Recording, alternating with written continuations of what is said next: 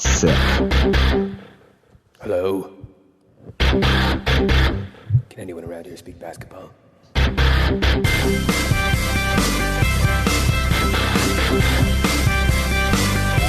it is. It's the Confederacy of Dunks Basketball Podcast.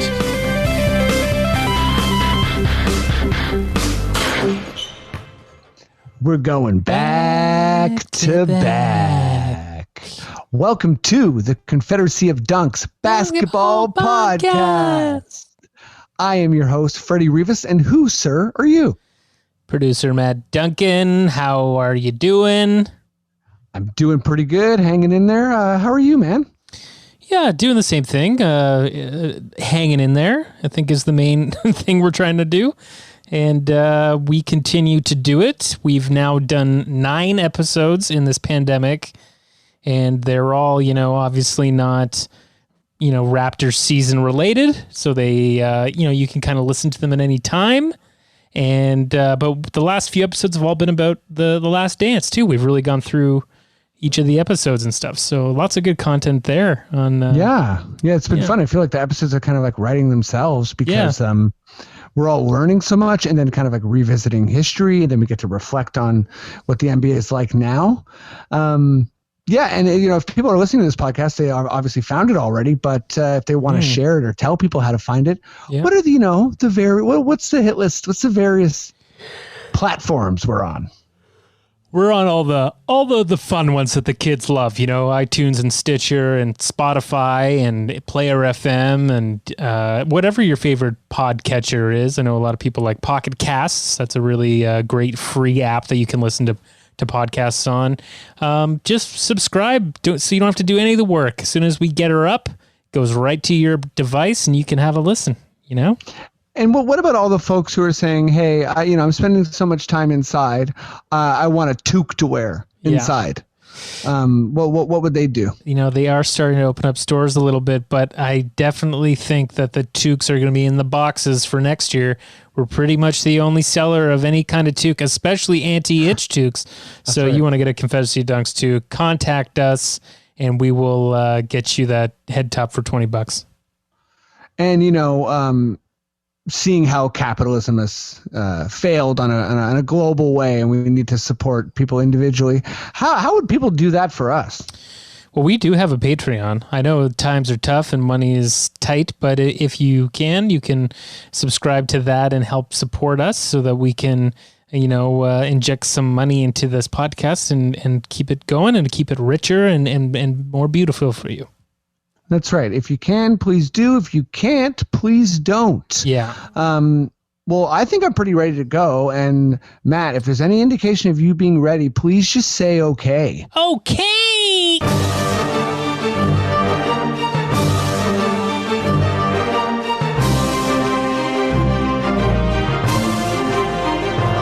Okay, let's get going here. Guest number 1. I'm very excited to have him back. He's a multi-time friend of the pod. He's hilarious. He's a sketch comedian. He's an improviser. He plays comedy softball in my league, which may or may not ever come back. Who knows? But give him everything you got. Ladies and gentlemen, Antony Hall. Yeah, in the house. It's me, Antony Hall. Yeah. Is that what you usually say? Like, do you usually say, I am in the house? Like, do you announce that for yourself? No, that's a new thing that I'm trying. Quarantine has been about reinventing my personal brand. So I'm trying to come up with a catchphrase, especially for the pod. Good. No, I think that definitely makes you seem cooler. I actually wanted to have the adverse effect, so I think it's being successful. Oh, great. Yeah. If you want to make sure like you loudly announce like a dweeb is in the mix, that's a really good way. I want people to think I'm a huge nerd. That's good. Yeah, me too, I think. Let's bring on guest number 2. He is my little brother. He is an incredible soccer player, pretty sick basketball player, but I think I'm still better if I'm being totally real. Hardcore Raptors fan, obviously. One of the most accomplished Raptors collectors I know. Give it up at home as loud as you can for Thomas Rivas. Yes. Hello, everybody. Hello, basketball world. This song is, I always wondered what this song meant to me, and then now during quarantine, I realize it's just like a weird acid trip. Ooh, I like how Matt kicked that back in. It finally makes sense. And yeah, like the beat kind of just like fully dropped. That was cool. Thomas, how are you? Are you still at Burning Man? What's going on? Oh, yeah. Hey, big brother. I'm at Burning Man. As you know, we're stuck on a cruise ship here in the middle of the desert, just waiting for the Canadian government to step up. Kidding. I'm at home, comfortably chilling out. Fair enough. I like that you kind of have things so neatly consolidated. I assume that you are, probably knee deep in just about every conspiracy theory you can get your hands on. So congrats. Thanks. That's for sure part of my life is deep diving into it. I feel bad giving it to clicks, but some of them are just so not compelling that you just have to research the whole thing. Yeah, that's pretty fair. Let's get going here on the basketball talk because The Last Dance is still going on, and it's so fun. It's just kind of like writing these episodes for me because it's super compelling. Maddie, I don't know what you got over there in the computer, but give me what you got. Give me that sting.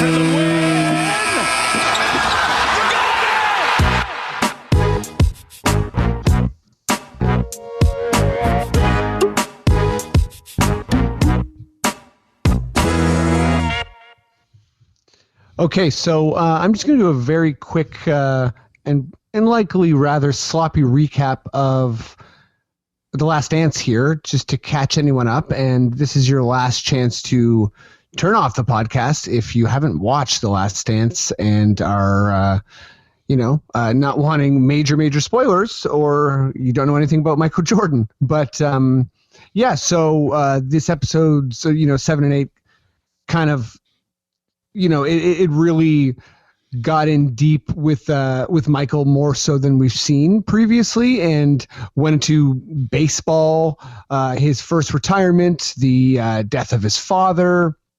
It also kind of covered his bullying, his punching Steve Kerr in the face.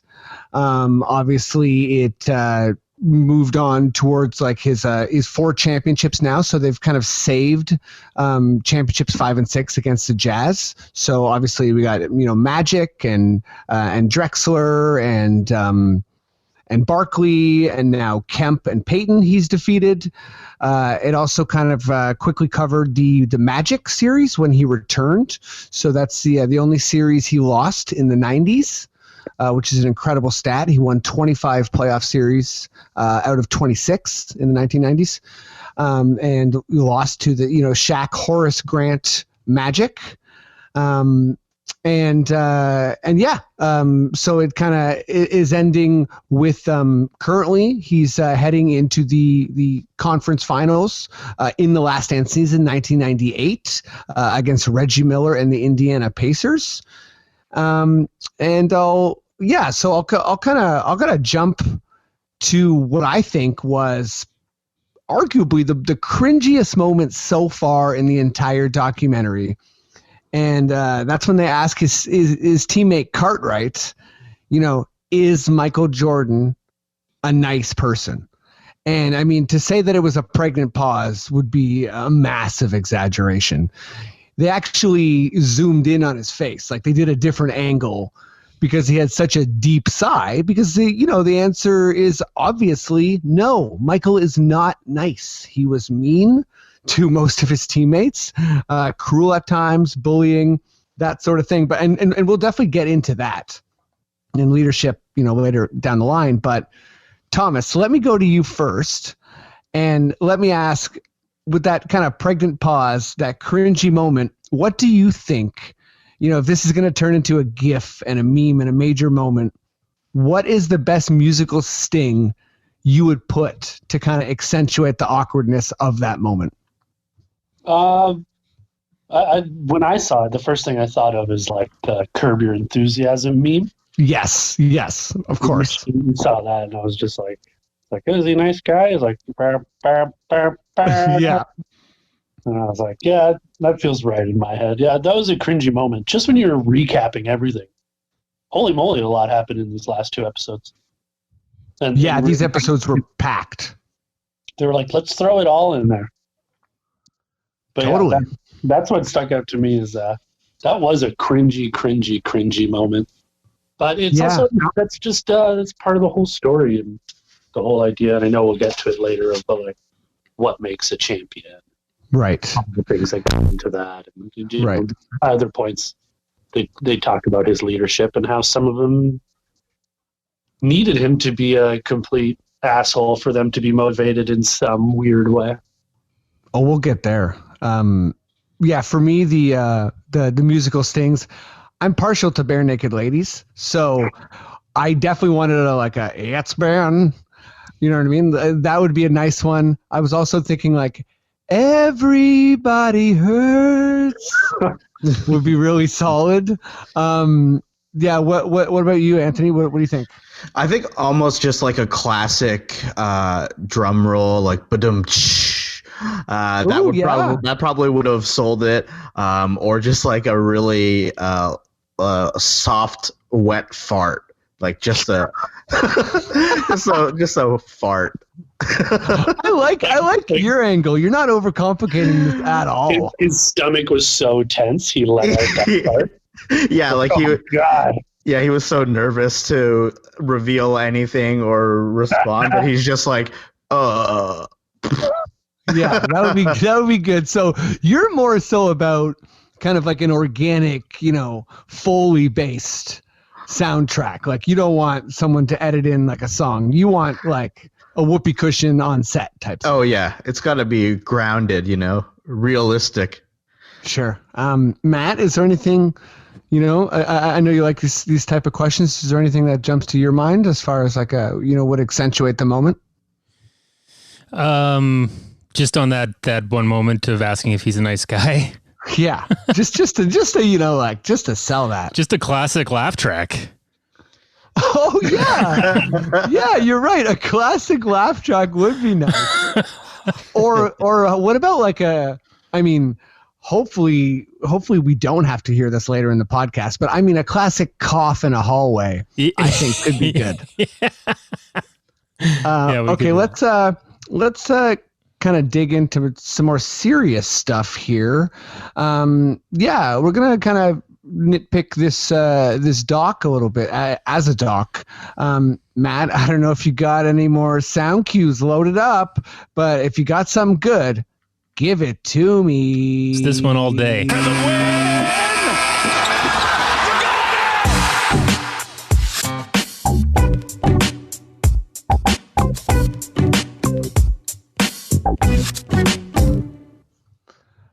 All right, Anthony, we're going to start with you. So I think it's fairly obvious that Michael Jordan has final say on a lot of this documentary.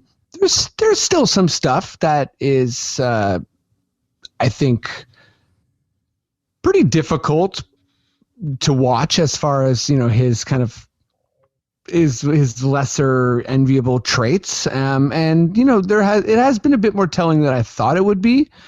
But again, you always got to look at who's controlling the flow of information here and kind of like what is left out.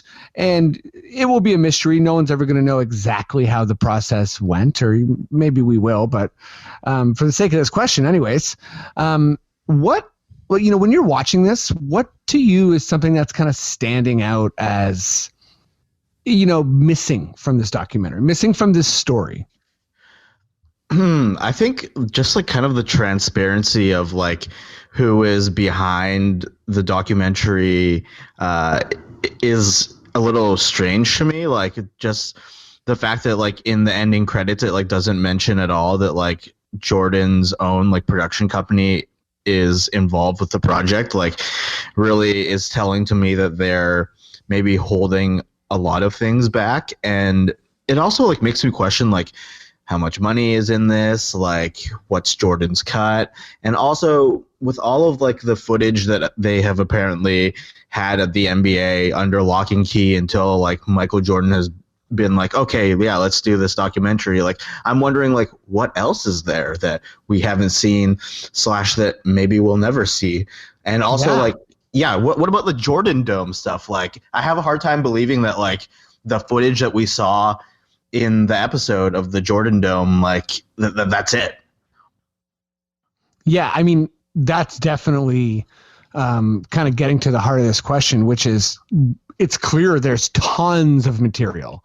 There's also tons of people who kind of had unfettered access to Michael for different reasons at different times who, you know, for whatever reason, maybe they work for Sports Illustrated, are omitted from this, entire production. Maybe, it's his family. Thomas, I'll go to you. What's something that's kind of jumping out to you that's missing from this doc? Like, are you kind of with Anthony? Is like a transparency thing, or? I think what Anthony said is just, yeah, that really makes me think too. And I didn't think enough about just who's behind it, who is the filmmakers and whatnot. And we've talked about this, Freddie, but I guess my point that might be stealing your point too is like, definitely would love to hear more from anybody in his family. A lot more from people in Jordan's family, but I guess to go a little bit different, because I feel like that's something you might talk about, Freddie. No, go for it.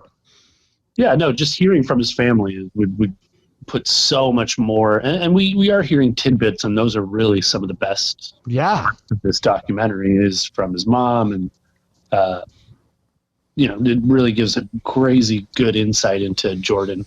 But I definitely would love to, even though it's incredible and we're all so salacious for anything Jordan, it would be just nicer to hear just even more from the people, because it's the last dance, and I understand Jordan is, in most people is just synonymous with the Bulls, and they're even just learning about so many other players.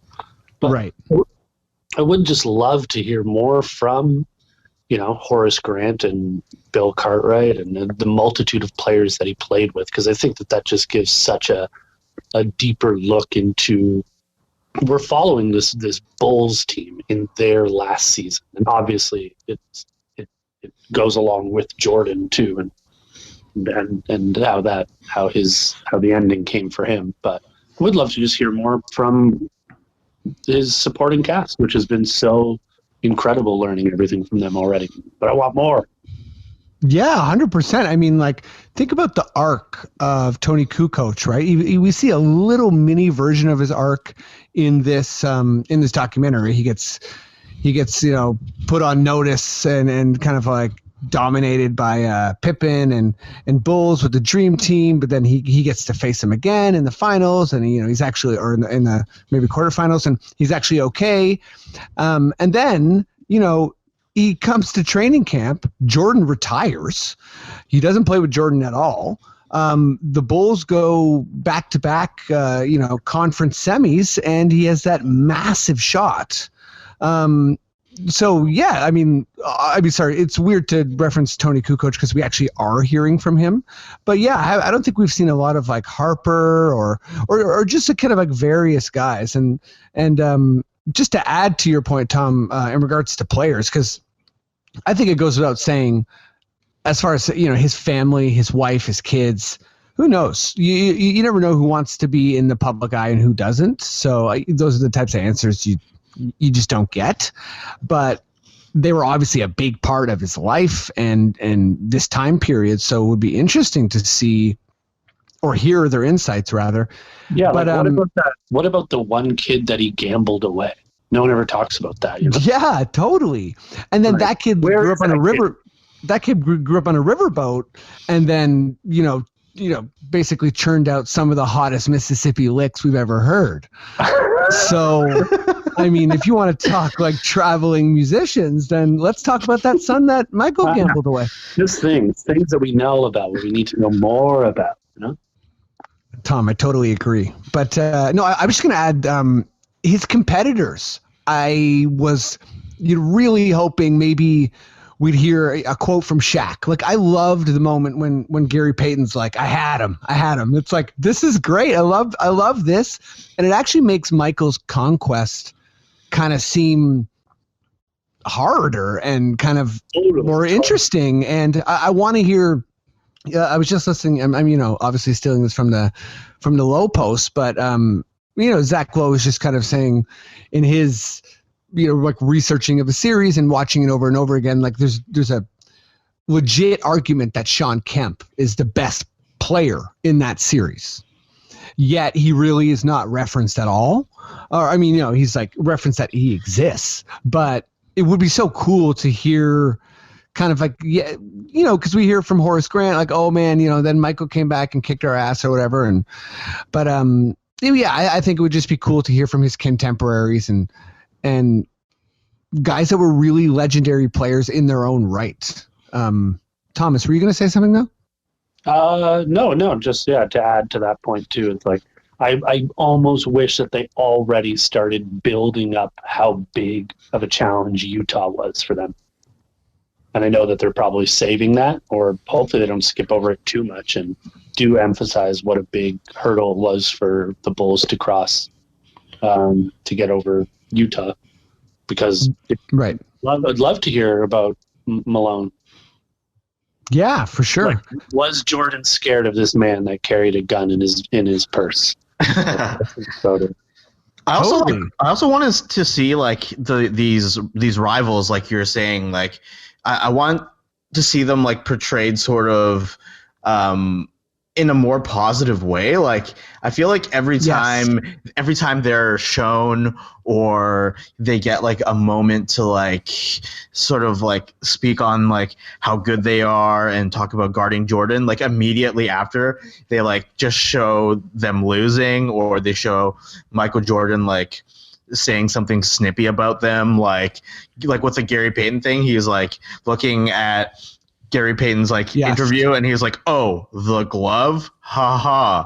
That was so funny, though, right? I know. I was like, "Oh my gosh!" Like, as if like give this guy some credit. Like he worked you, man. Yeah.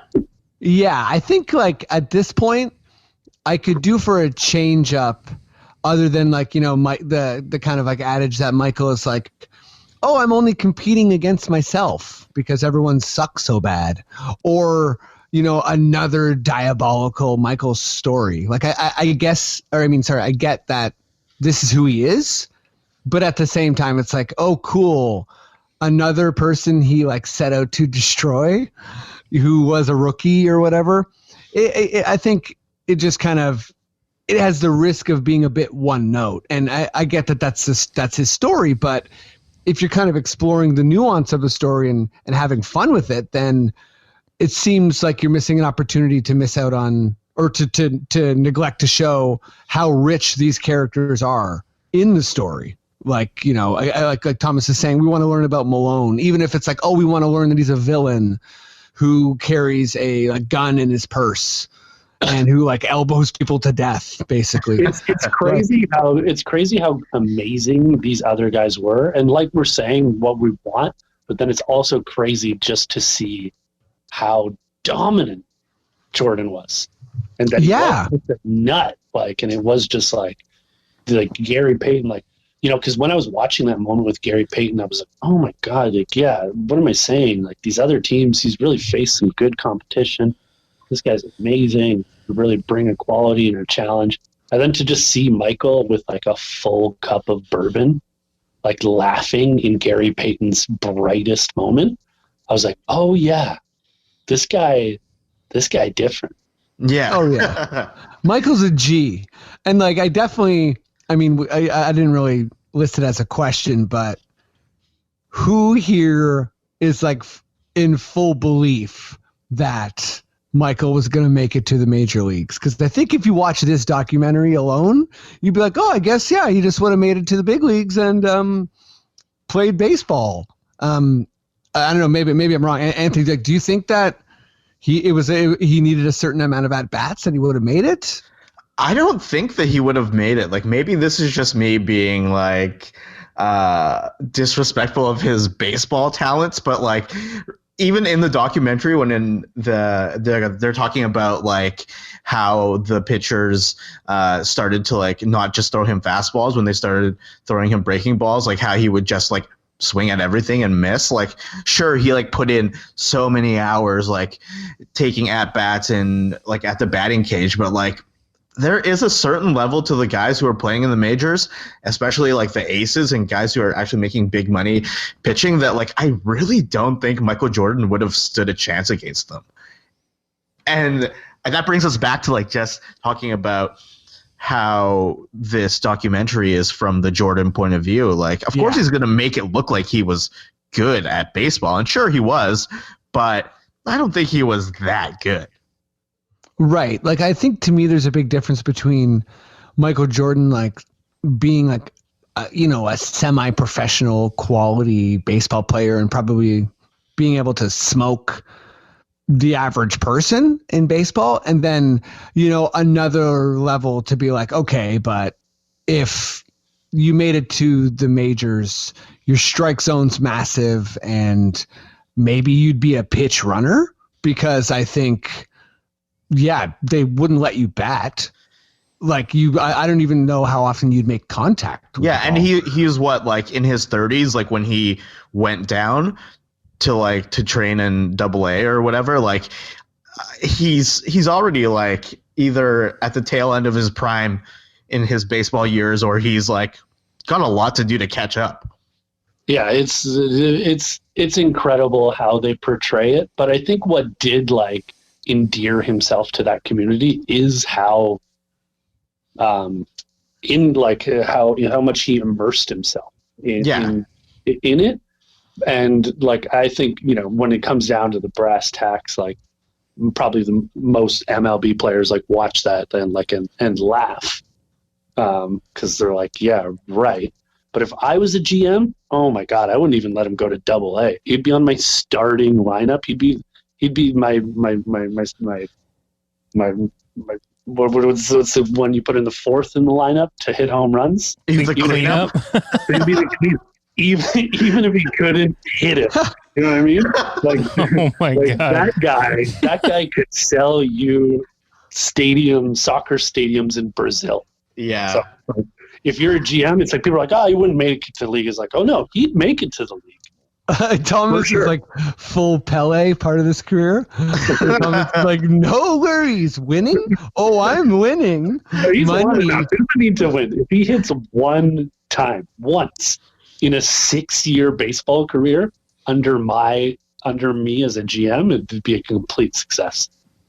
And if he struck out all the other times, no biggie. Speaking of GMs, I think Terry Francona definitely has like one of the best quotes of the podcast, where he's like, they told me Michael Jordan was coming, and when he showed up, it was Michael Jordan. to be like in sports and just to see to have someone like Michael Jordan, like that is such a bizarre, hilarious scenario. Yeah, and think about like being a person who was living in like Birmingham, Alabama during that time, and just like, you're so used to just going to see your AA club, like this minor league team, and like see the occasional star like move through the system, but then Michael Jordan just walks into town, suits up, is taking swings, and like is running around the park. It's like what the hell is going on? Yeah, like how much would you care if your team lost every single game that season? Like not at all. You'd be like, I'm a season ticket holder. I have access to a jersey. I live in this small town. Like it would be the most incredible thing ever. Yeah, it'd be like if like Andrea Bargnani started playing in the Toronto Comedy Softball League. Like I would be like, this is the best thing ever. Like it'd be cool. I'm watching every single game, Exactly. even though I do anyway. But like, yeah, he's here. If Bargs showed up primo pasta to our comedy softball league, like I don't even think people would get it that it's bigger than Roberto Alomar and Joe Carney. Like Bargnani being there would be a bigger deal because it would be extremely weird, and no one would want it. It would be very strange. He'd be like hitting on people. It'd be, like, it'd be strange. Like you didn't accomplish much, and he'd be like, "I'm El Mago," you know. But anyways, let's keep this baby rolling. Matt, Freddie, for the context of that joke, you should let people know that they did show up to our comedy softball league. Both Roberto. Oh yeah, I feel like I've said it on here before, but you know, just in case. Yeah, our Toronto Comedy Softball League. It's a bunch of comedians in a bunch of softball teams, and there was a contest. And one time, one team, the Baby Zeps, won the contest, and Roberto Alomar and Joe Carter, sponsored by Bud Light, not the Jays, which is notable in my opinion, came to the park, and it was insane because there was only like 200 people there. But yeah, let's move on here, Matt. I don't know how you're doing with that with the draft from the past. You feeling good? You feeling ready? I don't know what year you picked. Well, I'm trying to keep these all related to the Michael Jordan doc. I chose this year because it was a very significant year for many things that I'll get to, but for MJ, you know, it was probably one of his best and worst years of his life. Because it was the year that he got the three-peat and also the year that his dad passed away. 1993, guys, let's go. Let's do it. 1993. Do you remember what was going on? Some horrible stuff happened. You know, the Waco siege, the World Trade Center bombing, but some. I mean, you know, you probably don't have to highlight all the. You don't have to highlight all the bad stuff, but you know, like there was an accent that year for some horrible stuff. But don't worry, there was some good stuff too. Ty Warner USA launched the first Beanie Babies. Okay. Kim Campbell became the first female Prime Minister of Canada. Hey! Oh yeah. The World Wide Web was born. Yay! Cheers. This is a huge one. Dyson sells the first bagless cyclonic vacuum cleaner. Huge. Just a couple of favorites here that came out in 93. Mrs. Doubtfire, Schindler's List, The Fugitive. Schindler's List. Gosh. Right after Mrs. Doubtfire. Cliffhanger, Robin Hood Men in Tights. Oh my God. Dazed What an and Confused. assortment of films. All the good ones. Another commercial tidbit for you actors out there. It was the year that the first Got Milk ad aired. You know, that's for a How while. did you find that out?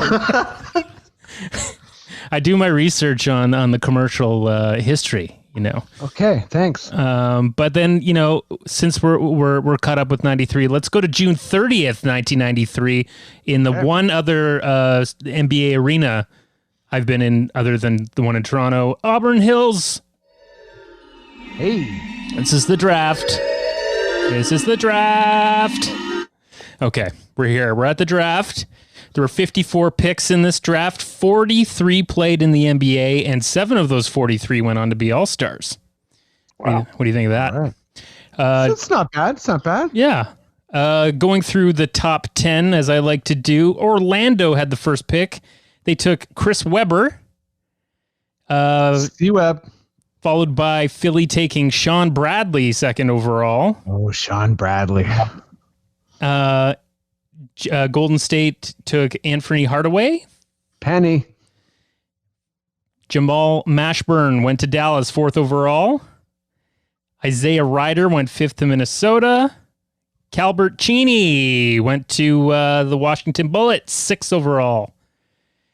The Clippers took Bobby Hurley from Duke, seventh overall, followed by Vin Baker going eighth overall to Milwaukee. And the last two of the top 10, 9, Rodney Rogers went to Denver, and Lindsey Hunter went to Detroit. Okay. Okay. All right. And actually, Detroit had the 11th pick as well, taking Allen Houston, which was a great pick.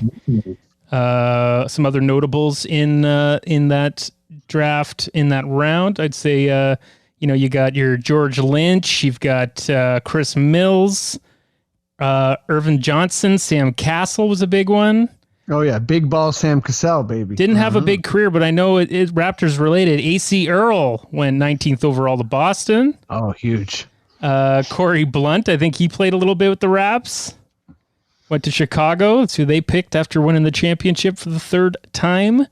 And my late but great pick would have to be Nick Van Exel, who went 37th overall to the Lakers. Yeah, he had a pretty solid career for a pick that late. Yeah. Yeah, there was a couple of late picks. Brian Russell had a good career too, as well as Chris Whitney went to the Spurs.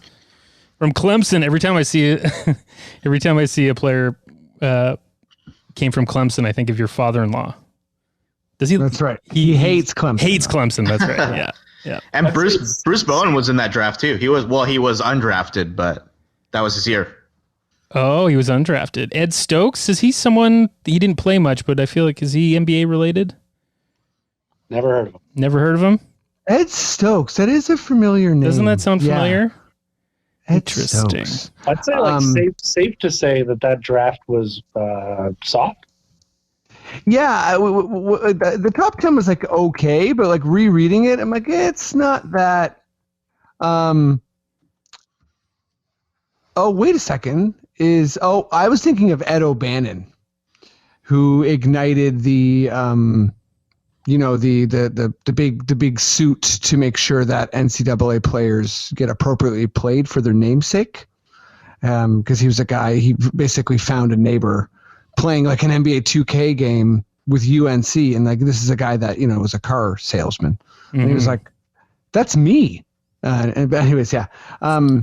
Matt, let me just interject here, even though I already am, and say that my pick here for the funniest name is 26 overall, Geert Hammink. Oh wow, Geert Hammink played 8 games over 3 seasons.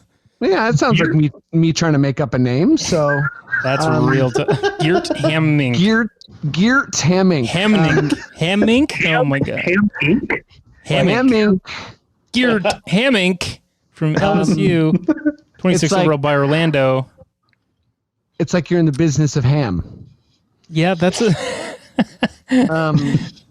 Matt, is there any more notables? I cut you off. So I don't think so. I think I covered all the notables, but I do have a couple just to finish it off. A few trivia questions for you guys. 1 question each. Can you handle that? Let's do it. Great. Okay, so Freddie, I'm going to start with you. Okay. What? These are kind of hard, so this isn't a yes/no. This might be a bit tough. Okay, so sure. What do the 7 All-Stars in this draft have in common? Ooh, and that I'll name them. That's Vin Baker, Sam Cassell, Anthony Hardaway, Houston, Mashburn, Van Exel, and Weber. What do they have in common? What do they have in common? Statistically, stat-wise. Stat-wise, yeah. Okay. So, it's kind of an open-ended one. So I'm trying to think if it's like, statistically, I'm just gonna. It's a bit of a wild guess here. I'm gonna say that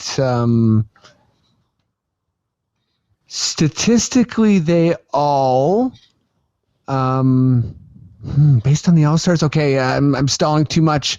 Statistically, they all averaged 20 points in their career at least once. I don't know if that's even the direction I was supposed to go. Can we make guesses too? I'm afraid so. Sure, go for it. Whoa, that was Matt's brain breaking before our very eyes. Go ahead. I'll say they all averaged at one point 5 assists in their career. Okay. I think they are all men who played in the NBA and possibly achieved a single double-double in their career. That's good. I mean, I think that there's a really good chance that you guys are all correct with these. But the answer I'm looking for is they're the 7 All-Stars are the only 7 in the draft that got over 10,000 points in their career. Oh, okay. So I was kind of heading in the right direction. Yeah. Okay, I'm going to give myself I'm going to give myself a big donut because I expect more of myself. Okay, so my second question, I'll go for Thomas on this one. Who has the second most rebounds? Chris Webber leads in a lot of these categories, obviously. Who has the second most rebounds, Sean Bradley or Vin Baker? I'm going to say, even though he got crammed on all the time, Sean Bradley. Correct. Oh. They were close. He just got crammed on. Yeah, he's got one more cram on him. No, it was Vin Baker had 5,800 and change, and Sean Bradley had 52. Ooh. So it was close, but Vin played one more season than him too. Now the final question, Anthony, this one's for you. Okay, so how many players in this draft had a career free throw percentage over 80? Ooh. Now, I'll give you three choices. 10, 6, or 12. Over 80%. Yeah. I will go with 6. That is correct. Yeah. People sucked at shooting free throws back then. Yeah, that's true. Yeah. That was the basis of that question. You know, no one was good at shooting the freeze at the time. Yeah. But Who were they? sorry, say that again. Who were they? The Chris Whitney, Allen Houston, Sam Castle, Chris Mills, Isaiah Ryder, Rex Walters, and that's it. So like all the big guys weren't very good at the free throw. Like Chris Webber was a 6'4'9". Sam Castle was he was an 8'6'1". I love how you say Sam Castle. Sam Cassell? Sam Cassell? Cassell, yeah, like a cassette. Sam Cassell. But he was as big as a castle. Whenever You know what I mean? I read basketball players' names, doesn't matter if they're easy or not, can be Vin Baker. Why do I always feel like Don Cherry trying to pronounce things? Honestly, terrible. I was actually it's so interesting because you've had some pretty funny slips, but you've been rocking it with the draft from the past today with the name pronunciation, and it's just the Sam Castle. Sam Castle, Sam Cassell. Yeah, but I mean, I think Thomas, I'm gonna scold you later because I actually like listening to Matt pronounce things a little bit off. Fair enough. I love it too. It's actually it conjured up these ideas of just what an enormous figure Sam Cassell was on and off the court. Yeah, you can tell that I was watching basketball very little at one point in my life. 1993 was that year. Sand Castle. Sam Castle. He's one of the most rapped about basketball players of all time. That's a fun little Sam fact. Cassell. Well, now I know. Not for nice things, though, Matt. I'll tell you. Hey, if I ever have dinner with the guy, be it at a nice restaurant or a Wendy's, I'm not going to screw up his name now. Okay? So that was 1993, guys. Take your Beanie Baby out of your pocket. Right. Get back to the pleasant and wonderful times of 2020. Whoa. I love how Anthony had you back with like his own sound.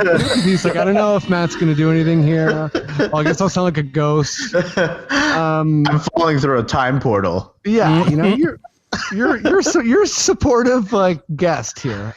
Let's get into what I think we've alluded to a bunch already, which is the leadership of Michael Jordan. So I think this is a really fascinating kind of topic to explore because largely the leadership of Michael Jordan has, been the kind of like dominant mode of winning in the NBA. Players have tried to replicate it. It's kind of like keep up with me or else sort of thing. And I think that definitely Mamba mentality is a big part of that is Kobe modeling himself after Michael Jordan. You see guys like Jimmy Butler, kind of like Chris Paul is another guy who kind of like rules with an iron fist sort of thing. But at the same time, and here's where I thought the documentary was a bit more open than I expected it to be. I think with the constant badgering of that rookie Scott, I'm losing his last name right now, but Michael picked someone purposely who kind of took it in stride and was okay with it. But there's a litany of basketball players who kind of just like crumbled under Michael Jordan, who couldn't keep up with his insults. Bill Wennington, the Canadian center, on a podcast with I believe it was Howard Beck, it might have been Kevin Arnovitz, but he talks about having to stand up to Michael, and he actually threatened to put a snake in Michael Jordan's locker after one practice. And Steve Kerr talks about losing it, and Michael obviously respected that. But with all of this kind of like preamble aside, Anthony, I want to start with you, but what do you feel like about Michael Jordan's leadership? Is it the only way? Is it the best way? What do you think is the best version of leadership?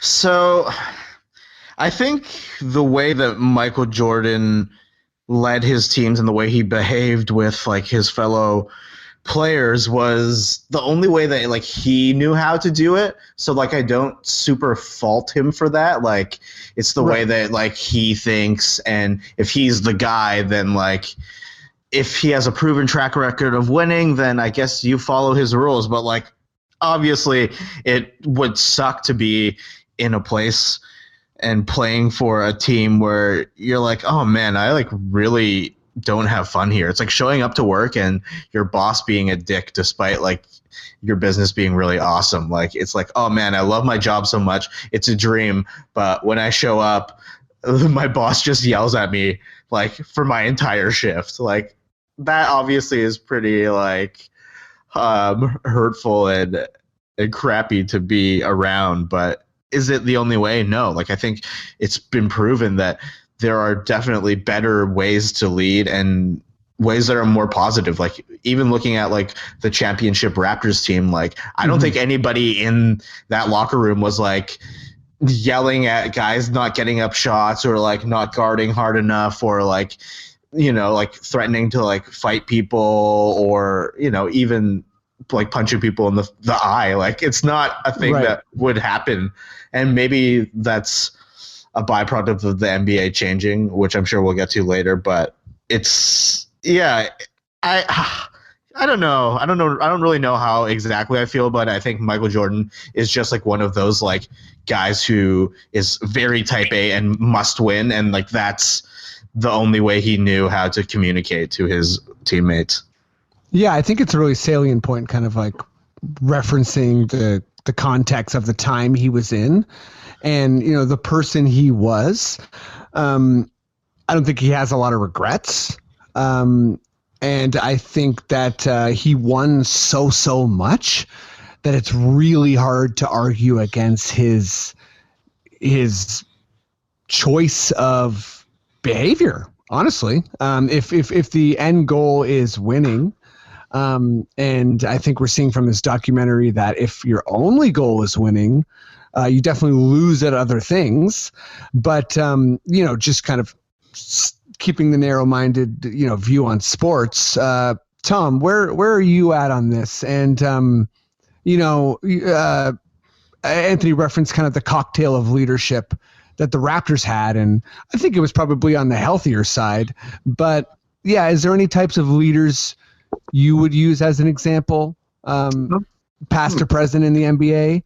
And do you think Michael's leadership was warranted and or necessary?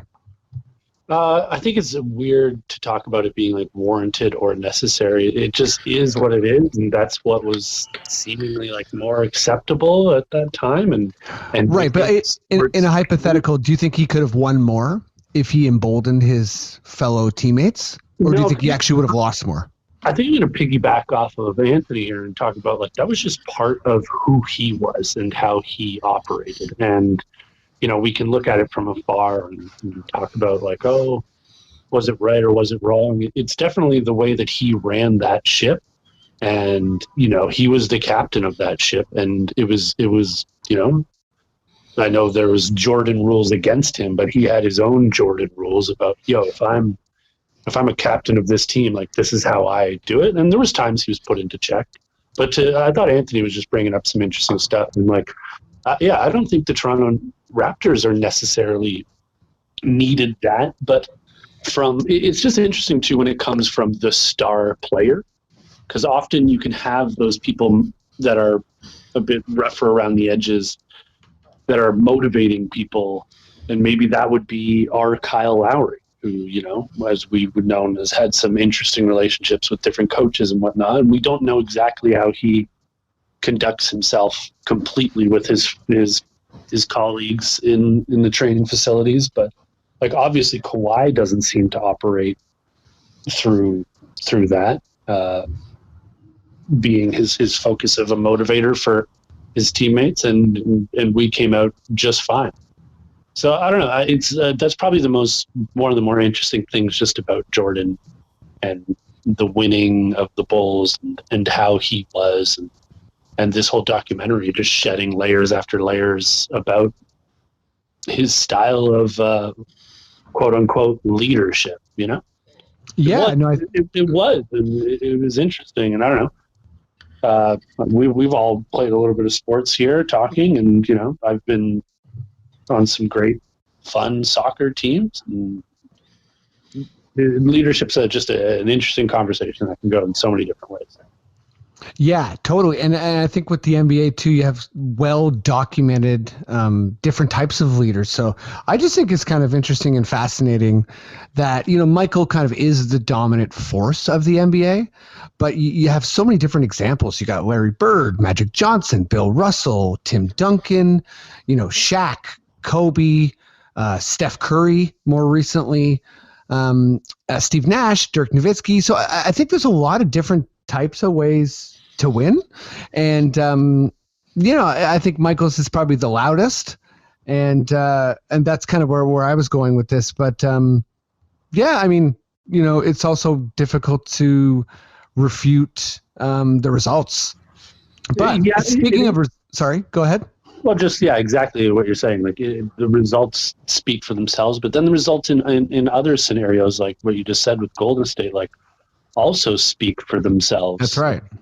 So, but because of the lure around Jordan, it's seen sometimes as like, oh, the best type of motivator or the best player is the player that's a fucking dick to other people. And I don't think that's necessarily the case. I think that for sure worked for the Bulls at that time with Jordan, but it'd be hard to say that is like the definitive way a leader should conduct themselves to motivate other players, in my opinion. Yeah. And, speaking of leaders, I think now's a good time to move on to my NBA 2K player. Matt, if you have some inspirational music, and for the folks at home, you really want to turn this up because it's going to get you lifted. Like, you're going to get pretty excited, I think. So, Matt, whenever you're ready. When this all started, the pandemic, I realized I needed an escape. And of course, it's a basketball escape. So I created a player in NBA 2K20, which is the current season we are in. That player was a 6'5", 3-point playmaker named Federico Rivas. He's got a man bun. I tried to make him look like me, and I haven't scanned my face yet, but he looks a little bit like me. Anyways, let's bring you through some of Federico's most recent news and career notables. So just today, actually, March 7th in 2K time, I got called into the GM's office, and Matt, you'll be very disappointed to know it was not Bobby Webster. And for everyone listening to this, they'll be very disappointed to know it wasn't Masai Ujiri. It was like some, I don't know, stock character. I didn't like it at all. But they gave me free agency privileges. Like, this is wild. Whoa. They've already given me minute privileges. Like, I can decide who plays more. R.I.P. Terrence Davis. Anyways, they gave me 3 options. So I want to keep the team as is, but the centers are getting old. I'm not sure what to do with Gasol or Ibaka, and I couldn't select guys from my own team, so I picked Andre Drummond, Tristan Thompson, bring the Canadian home. You know what I mean? And Jakob Poeltl. Can we get Poeltl back, please? Oh, wow. Okay, so I'll let you guys know when I get to the off season. But here's number 2. My current stats: 15 points, 2 rebounds, and 8 assists a game. I'm 48% from the field and 34% from the 3-point line, with 2 turnovers a game. Oof. Number 3, here's some highlights. I have a league-leading 1-game assists record this season, which is 21 assists in a game. I have 3 Rookie of the Month awards in a row. Cough, cough. Eastern Conference. And also I'm 7th in the league in assists. So I've emerged as like I'm pretty good at one stat. Now, number 4, the lowlights.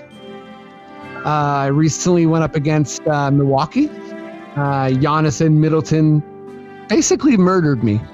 Giannis had about like 300 dunks, and there was 4 separate times where I was crowned on an alley-oop. I also had 8 turnovers that game. Yeah. Another low light, the Raptors are still worse with me.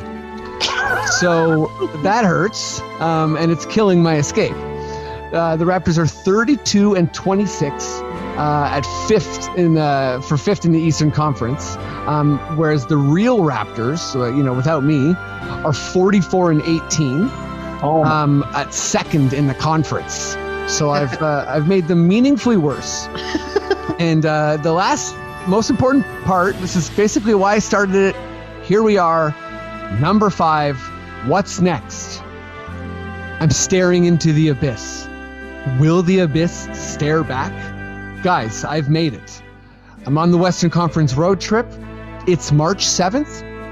My next game is March 8th against the Sacramento Kings, and that's a back-to-back because the game after that is the fated Utah Jazz game when the league stopped. So that's it. I'll take any questions that any reporters might have. Dr. Anthony Fauci here. Wow. Yeah, I know. I'm taking a bit of time away right now. I just have a quick question for Federico Rivas. Sure. Do you feel like Pippen gave up on his team? Yeah, I do, but I also feel like he got too much time in the dock. Okay. I have another question, but it's I'm Anthony Scaramucci. Okay. Wow.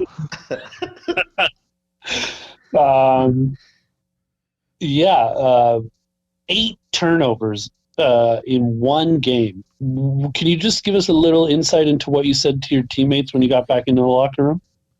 I told them, just like you would, Scaramouche, I'm a front stabber, right?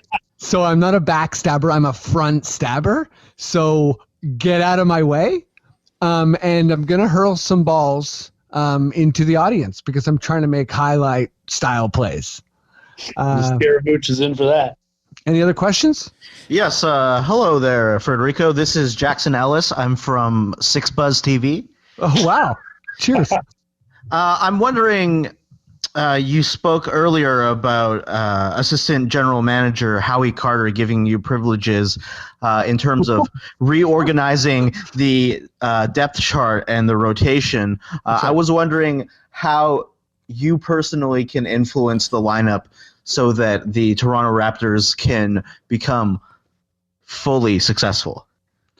That's a great question. I'm currently tinkering with that. My first moves saw a demotion of Terrence Davis and Rondé Hollis Jefferson, and a bit of a promotion of Fred Van Vliet and OG. But here's the deal. I'm not sure why. Because of what's happened, Norm has emerged and he's on fire. But also OG's playing bad. So I think I got to be careful with my tinkering.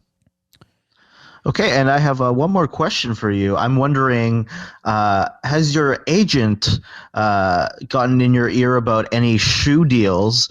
How's your fan base? Like, are you growing your fan base through community outreach, through 2K events such as Foot Locker appearances? Wow.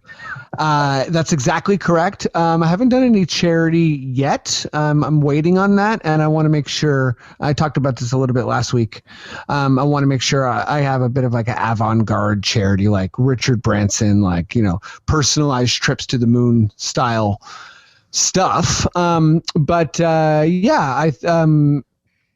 think I'm represented by Puma, Gatorade, and Beats, and I'm hovering under just under 500,000 fans right Amazing. now. My jerseys they're not great. The sales are it's 170th most popular jersey in the league. And Federico, are we going to be expecting any collaborations with Drake at any point in time? I really, really hope so. If I could, get into that big empty mansion of his, I could be a fourth person in that, that video that he did. So that would be cool. Thank you. Any other questions before Freddie? Hi, Freddie. This is Joe Warmington from the Toronto Sun. Wow. Oh my God. Okay. What do you got, Joe? This question is in regard to your neighbor at your practice facility. We broke the news that the C&E has been canceled for only the second time in 142 years. Where am I supposed to get a cronut now? And why does Trudeau keep taking away our rights? I think to answer your second question, Trudeau keeps taking away our rights because, one, he hates guns. And two, I think he's a very diabolical man. And every time he shaves, he passes a new anti-conservative law. So watch out for that. But in answer to your first question in the cronut, I would suggest, Joe, it's not your part of town, but have a walk around Kensington. You'll always be surprised at what's there and what you can find. And if you turn the right corner here and there, you'll wind up in Cronut Alley. That's all I'll say about that. Hey, Dr. Anthony Fauci here. I say, hey, Joe Warmington, my prescription would be walk into Lake Ontario, okay? And Toronto would be much better without you. Okay, Fauci out. That's coming from a doctor, Mr. Warmington. But thank you so much for the update, everyone, for listening and for the amazing questions. Let's move on to the final question of the podcast before we wrap it up with Quickish questions. Matt, I don't know what stings you got left. I hope it's not the one that I'm dreading, but I need something. So, Maddie, whatever you got, give it to me. Can somebody get Nurse a fisherman's friend, please? I sound like John Mulaney on an intercom. I don't even want to engage with this. Not COVID. I have to say it every time, okay? It's just in his contract. He has to have a sore throat or he can't take the fisherman's friends. For anyone listening, Matt doesn't have to say it every time. He could just include another sound of any kind, but he insists on playing a fisherman's friend commercial that just basically sounds like somebody coughing in a hallway. Dribbling a basketball. But here we are. Thomas, let's go to you first on this one. And this is just like, take it whatever direction you want. But watching this documentary, I think there's a lot of commentary on what basketball was and what basketball is. And, Yeah, is there anything that you're kind of, has it reminded you of a type of basketball that you miss, or is there any part of the 90s that you wish were, in the the teens, the 20 teens and the 2020s now? It's just so different. It's like you're looking back at a completely different time. And I guess part of it, like when you had posed this question to me initially when we were talking before, something that I found myself thinking about, not sure if it's true, just totally my own hypothetical thing. But a part of me does wish it still had a little bit of that 90s grit. I know the game was fast then, but I feel like it's so fast now, and I have no stats to this is similar to a pandemic video going around. No, you're correct. The pacing is much faster, much faster. So I wonder if how fast the game is now, which I love so much. But I wonder if that contributes to a higher amount of severe injuries.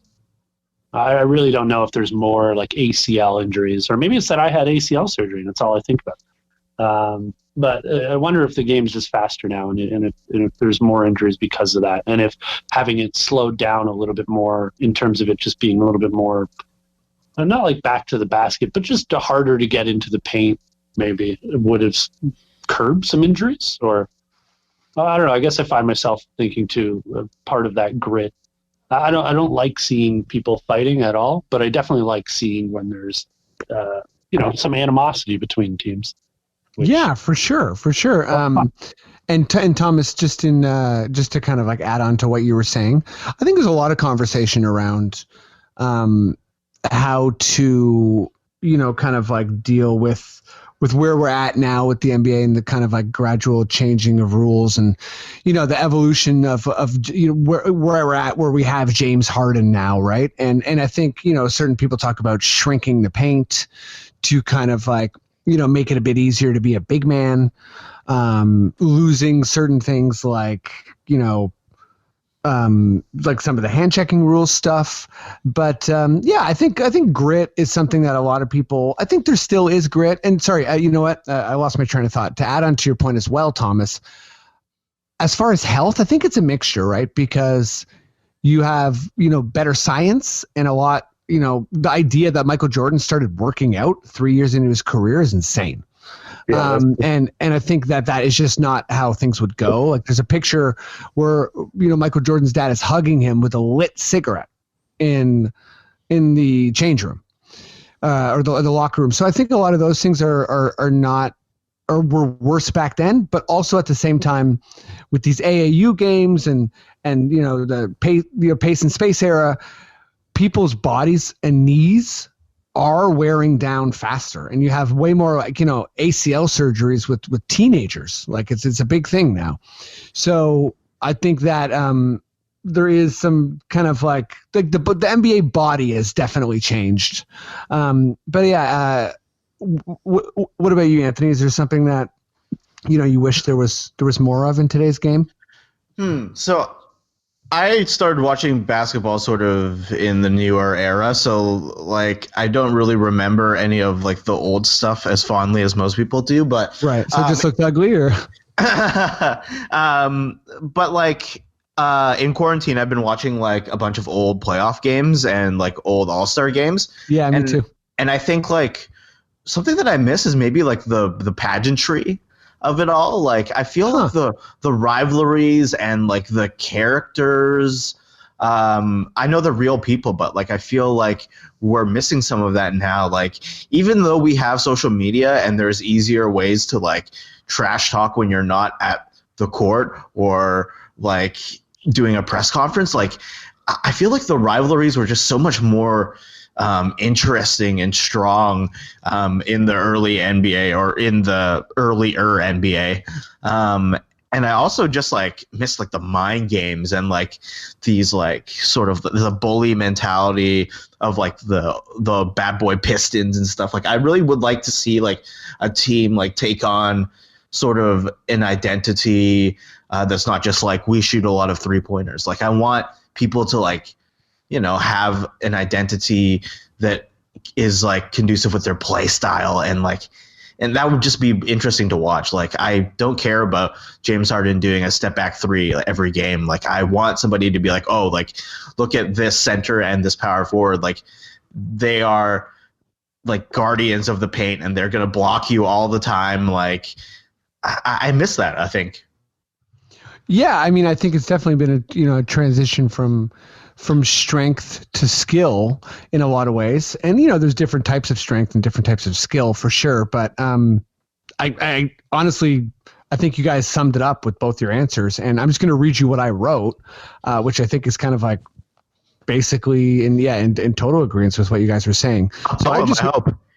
Yeah, I just wrote, wait, sorry, what'd you say, Anthony? I said, I hope it's a poem.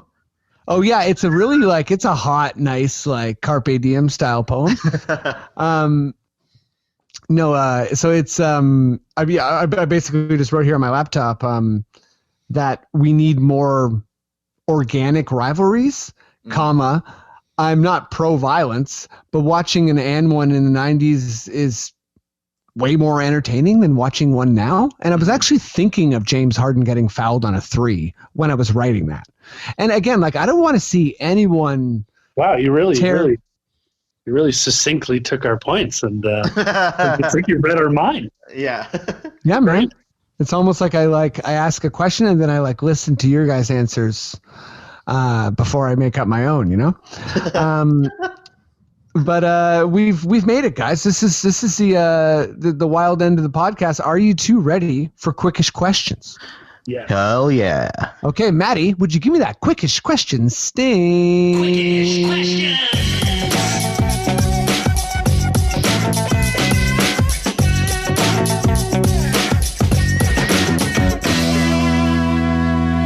Yabba-da-ba-bow. Okay. Here's how this works. You guys know what's up. I am going to stumble through these questions. I'm going to slur, stutter, lose my train of thought.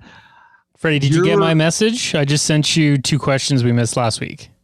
Oh, thank you. Yeah. No, I'm gonna add those for sure. Wonderful.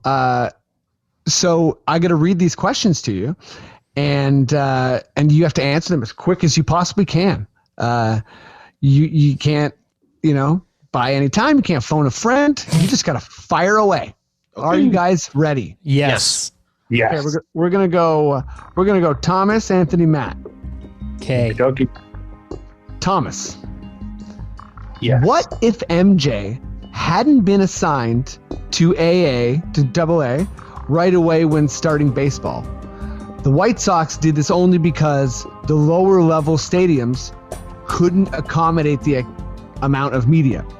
Could he have developed into a viable baseball player? Would he have returned to basketball in 1995, 96? No, he couldn't have. He just didn't. What Antony said, he was too late in the game, and he was going to return no matter what. Anthony, do you think the NBA should do an alumni game?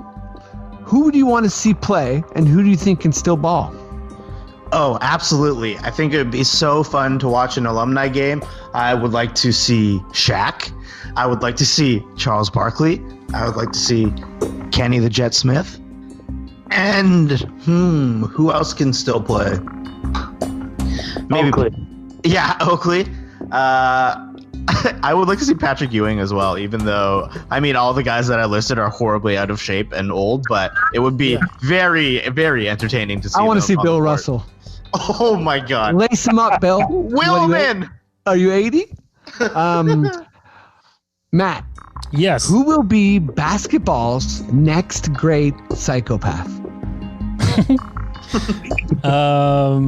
Next great psychopath. I'm gonna say.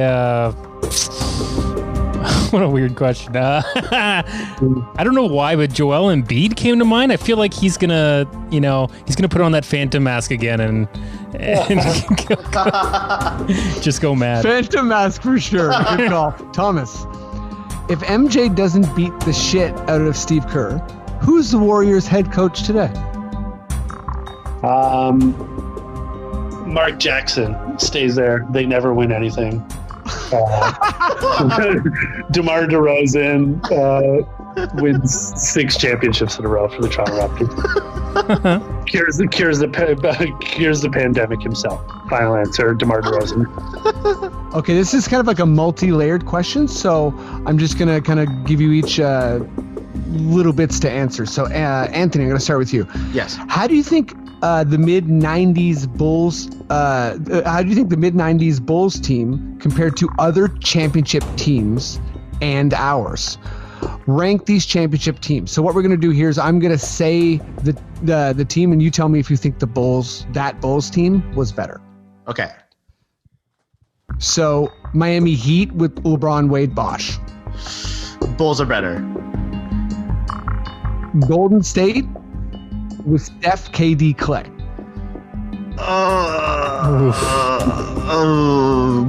Tough. Warriors are better. Celtics with Bird, McHale. Bulls are better. And Lakers with Magic, Kareem, or Shaq and Kobe, your best version. I think Magic Kareem is better. Yeah. Fair enough. Matt. Yes. What other championship team would you like to see a documentary about? What other championship team? Well, I'll just disqualify the Raptors because obviously I'd love to see the doc about last season. It would be awesome. But I kind of, after watching the MJ doc, I think I'd like to get deep into the Pistons when they had that bad boy team. I want to see behind the scenes how bad they were. Well, you got to watch that 30 for 30 Bad Boys of Detroit. Oh, okay. They've already done it. Sweet. Yeah, man. It's wonderful. But yeah, that team is like just wildly compelling. Okay, last question, and everyone gets to answer it. Thomas, I'm going to start with you. Just give me the goods as fast as you can.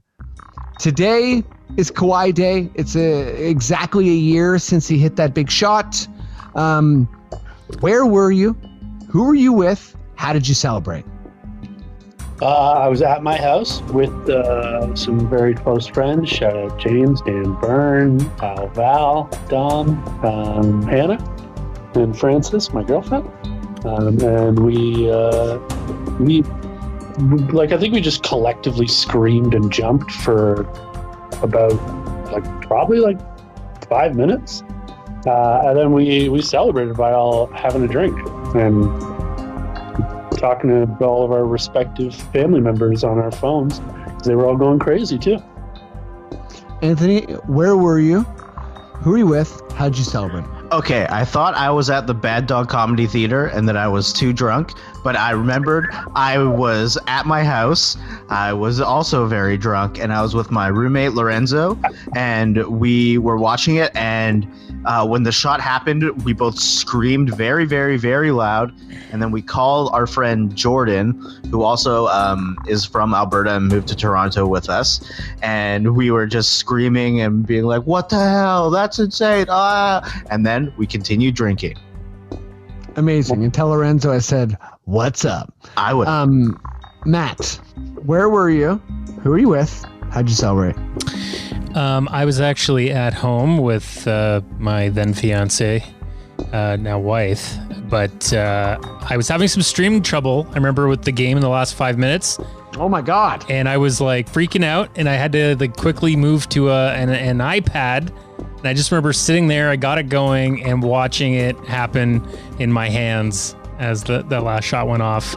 And my wife came in beside me right at the end of the game. She wasn't watching it, but she saw it too. And I guess that's all she needed to see. Hell yeah. 4 bounces. Shocked the world. I had just flown into Beaufort, South Carolina. It was 6 days before I got married. This shot kicked off the best week of my life, and it was me, my in-laws Brian and Judy, and my now wife, then fiance Caitlin, and we I think we were watching every second of that game, so we were just like racked with. It was like one of the most tense games I've ever seen. Oh yeah. We screamed and hugged and drank shots, and I watched the replay in every language I could find. But that's it for the pod, guys. Thank you so much both for joining. Anthony, thank you so much, dude. Obviously, you've always got comedy stuff going on. It's weird times. Do you have anything you want to plug? Anything people should check out, or maybe a message to the world if you got none of those? My show Ming's Dynasty is released on CBC Gem, all 6 episodes you can watch for free if you are in Canada. And exciting news, if you're in America, my show Ming's Dynasty has hit America, and we are on Fuse TV Sundays at 11 p.m. and we're also on the Fuse website. You can subscribe and watch the first 2 episodes and subsequent episodes there, and we'll also be hitting an app called Ficto in the coming months. So stay safe, wash your hands, and be happy. Right on, dude. Tom, what's going on, dude? Not much. I have a really good friend. He has a show called Ming's Dynasty. Kept it on CBC Gem. It's free, and you can watch all the episodes there. It's also going to be on Fuse at 11 o'clock on Sundays. Ming's Dynasty, hype show. I've already seen it, but if you haven't seen it, I'd say go see it. Thank you. I'll just shout out everyone doing all the heavy work, either at home or at work, and that's it. Thanks for everyone doing your part during this weird time. God damn it, right. I'm every time I agree hard, I'm just going to be like that bowler who couldn't find his words when he got the strike. God damn it, right. You did it. I am. Thanks so much for listening to the pod, everybody. Guys, thanks for joining. Everyone stay healthy, be well, and share, subscribe, all the good stuff, and we'll see you next week.